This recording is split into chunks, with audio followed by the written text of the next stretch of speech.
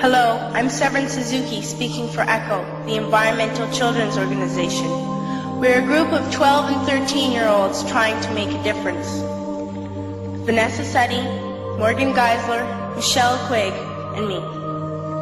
We've raised all the money to come here ourselves, to come 5,000 miles to tell you adults you must change your ways. Coming up here today, I have no hidden agenda. I am fighting for my future. Losing my future is not like losing an election or a few points on the stock market. I am here to speak for all generations to come. I am here to speak on behalf of the starving children around the world whose cries go unheard. I am here to speak for the countless animals dying across this planet because they have nowhere left to go. I am afraid to go out in the sun now because of the holes in our ozone. I am afraid to breathe the air because I don't know what chemicals are in it. I used to go fishing in Vancouver, my home, with my dad, until just a few years ago we found the fish full of cancers. And now we hear of animals and plants going extinct, every day vanishing forever. In my life, I have dreamt of seeing the great herds of wild animals, jungles and rainforests full of birds and butterflies. But now I wonder if they will even exist for my children to see.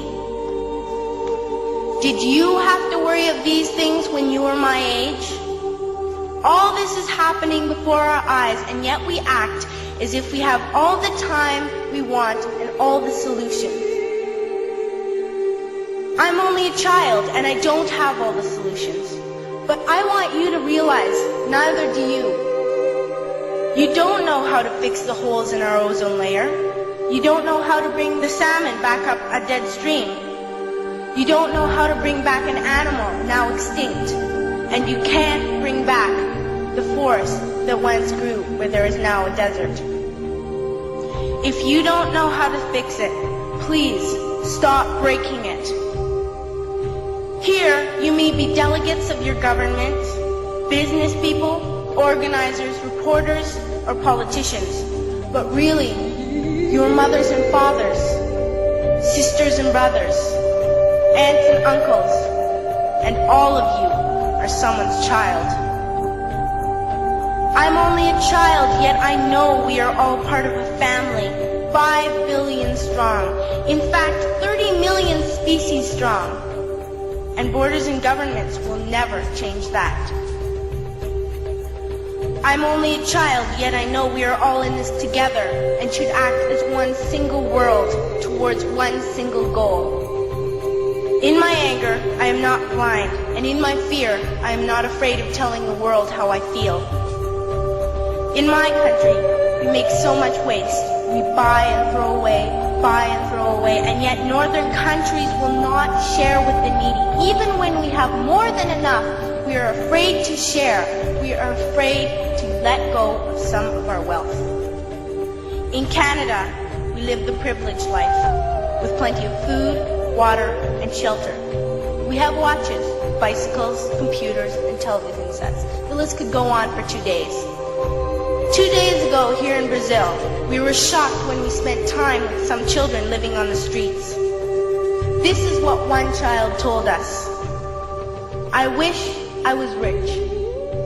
And if I were, I would give all the street children food, clothes, medicines, shelter, and love and affection. If a child on the streets who has nothing is willing to share, why are we who have everything still so greedy?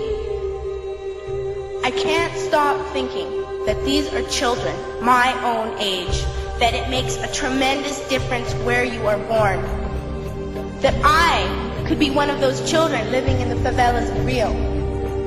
I could be a child starving in Somalia, or a victim of war in the Middle East, or a beggar in India.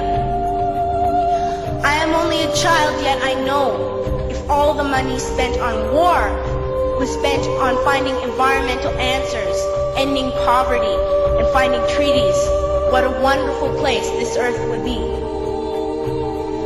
At school, even in kindergarten, you teach us how to behave in the world. You teach us to not to fight with others, to work things out, to respect others, to clean up our mess, not to hurt other creatures, to share, not be greedy. Then why do you go out and do the things you tell us not to do? Do not forget why you are attending these conferences, who you're doing this for. We are your own children. You are deciding what kind of world we are growing up in. Parents should be able to comfort their children by saying, everything's going to be all right. It's not the end of the world, and we're doing the best we can. But I don't think you can say that to us anymore. Are we even on your list of priorities? My dad always says, you are what you do, not what you say. Well, what you do makes me cry at night. You grown-ups say you love us, but I challenge you, please, make your actions reflect your words. Thank you.